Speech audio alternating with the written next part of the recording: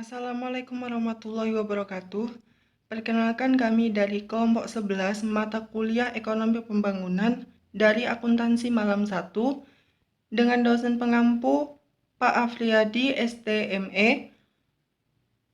Di sini kami beranggotakan 3 orang, yaitu Angga Prayoga dengan NIM 206220077, Jensen dengan NIM 206228088, dan Melisa Aulia dengan NIM 206222093. Pada kesempatan kali ini, kami akan mempresentasikan bahan ajar mata kuliah Ekonomi Pembangunan dengan materi peran perencanaan dalam pembangunan serta perubahan paradigma tata kelola pemerintahan. Definisi perencanaan pembangunan dijelaskan Undang-Undang Pembangunan Nasional atau SPPN. Perencanaan pembangunan adalah sistem perencanaan pembangunan nasional yang merupakan suatu kesatuan tata cara perencanaan pembangunan untuk menghasilkan rencana-rencana pembangunan jangka panjang, jangka menengah, dan tahunan yang dilaksanakan oleh unsur penyelenggara negara dan masyarakat di tingkat pusat dan daerah. Selain itu, berdasarkan Undang-Undang Nomor 25 Tahun 2004 tentang Sistem Perencanaan Pembangunan Nasional atau SPPN, perencanaan pembangunan nasional di Indonesia memiliki tujuan dan fungsi pokok, yakni 1. Mendukung koordinasi antar pelaku pembangunan, 2. Menjamin terciptanya integrasi, sinkronisasi, dan sinergi antar daerah, waktu, dan fungsi pemerintah baik pusat maupun daerah, 3. Menjamin keterkaitan dan konsistensi antara perencanaan, penganggaran, dan pengawasan, 4. Mengoptimalkan partisipasi masyarakat dalam perencanaan pembangunan, 5. Menjamin tercapainya sumber daya secara efisiensi, efektif, dan adil. Adapun ciri-ciri perencanaan pembangunan yang diharapkan mencapai tujuan dan fungsinya yaitu 1. Pendapatan per kapita yang terus meningkat, 2. Perkembangan ekonomi akan terus diupayakan untuk bisa tercapai, 3. Struktur ekonomi bisa dirubah ke arah yang lebih baik, 4. Pembangunan akan berjalan secara merata, 5. Kesempatan kerja bagi masyarakat sekitar pembangunan tersebut juga akan bertambah banyak.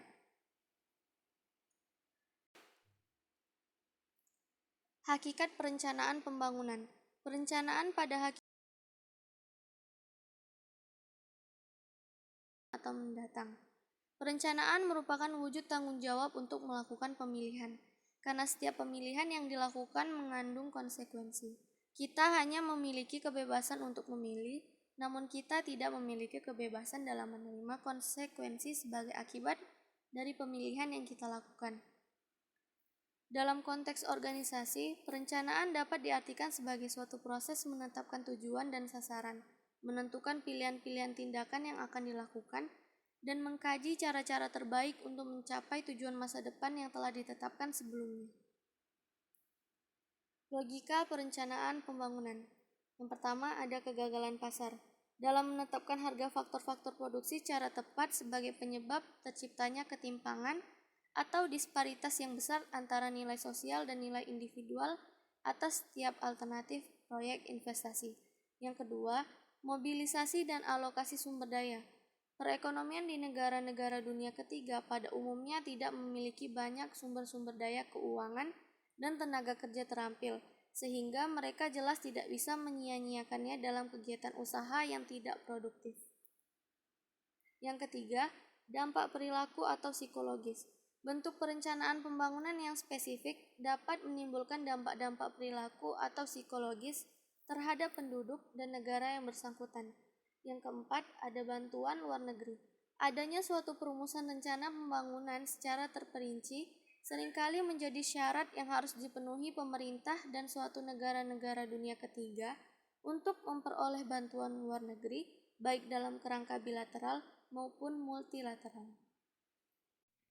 Materi selanjutnya yaitu krisis perencanaan. Masalah pelaksanaan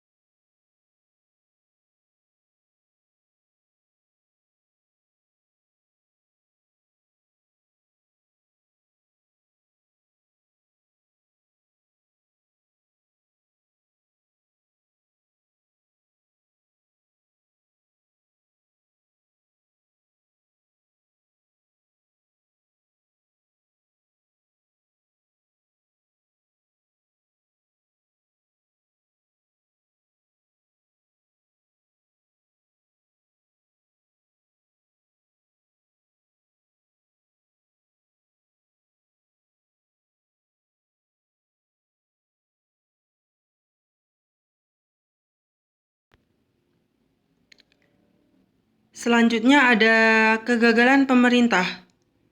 Yang pertama, pemerintah tidak dapat mengantisipasi akibat kebijakan yang diambilnya.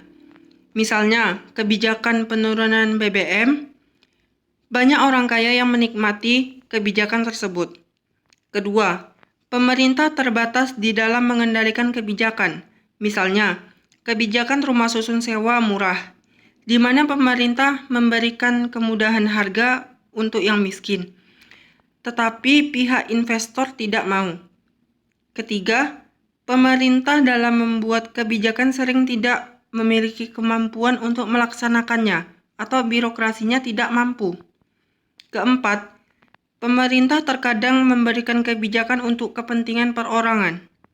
Namun di samping itu, terdapat upaya yang dapat dilakukan untuk mengatasi kegagalan pemerintah.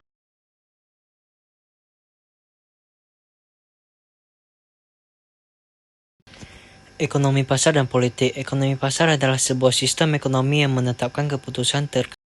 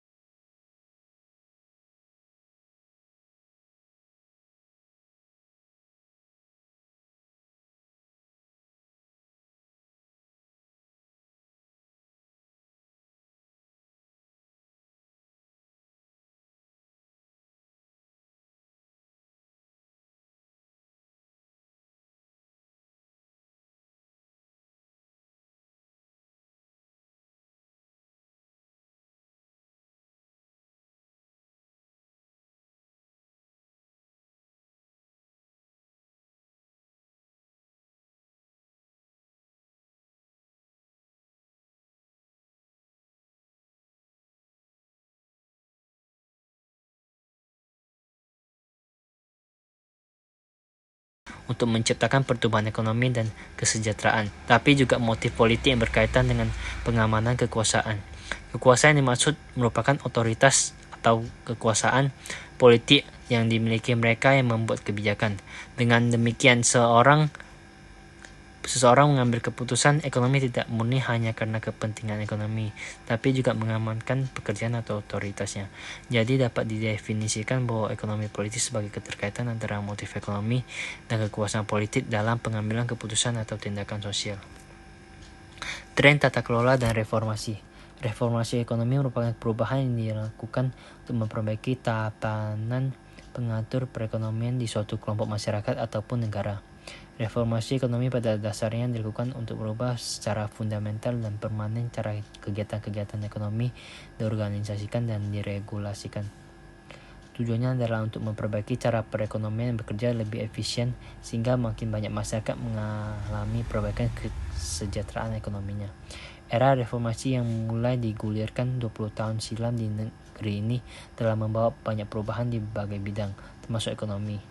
Menurut Menteri Keuangan Sri Mulyani, kondisi dan situasi ekonomi Indonesia telah berkembang pasca reformasi sehingga berbeda dengan kondisi sebelum krisis moneter tahun 1997 sampai 1998. Sri Mulyani juga menilai di zaman reformasi terdapat mekanisme koreksi terhadap para pemilik industri perbankan dan sektor keuangan non-bank, terutama yang kondisinya tidak baik. Koreksi dan mekanisme pengawasan tersebut dijalankan otoritas jasa keuangan. Sri Mulyani mengatakan koreksi semacam itu tidak ada karena pengawasan sektor keuangan sebelumnya terpecah antara Kementerian Keuangan dan Bank Indonesia.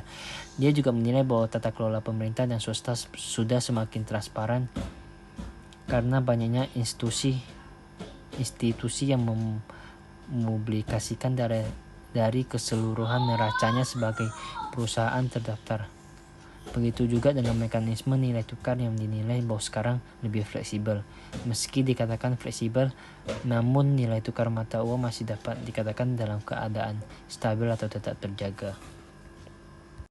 Baiklah, sekian presentasi dari kelompok kami. Atas perhatiannya kami ucapkan terima kasih.